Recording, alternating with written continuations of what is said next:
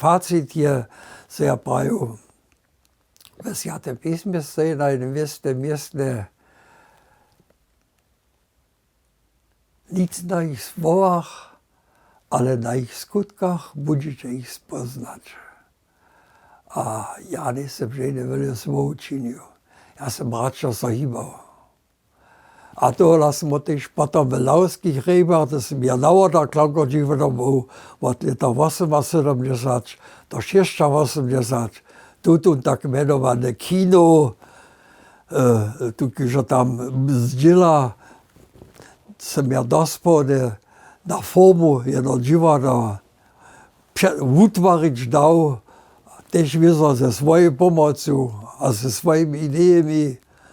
A když by to hotové, ja tu tedejší intendant pravil, so nikto môžeš hič, také sú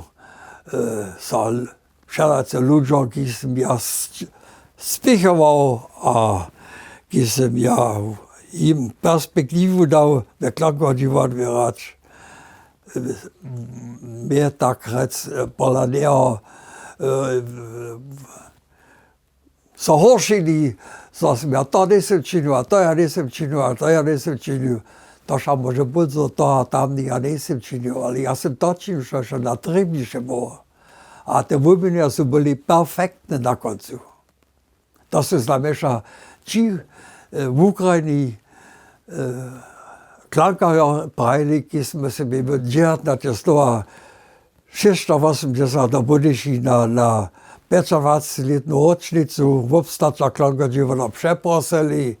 Som pravil, také krásne divadlo, že do jižo dovolí sme byli. Tak. A to sú boli klankajo z Rakúskej. Tí sme tiež na Vopite byli a tiež tam mali.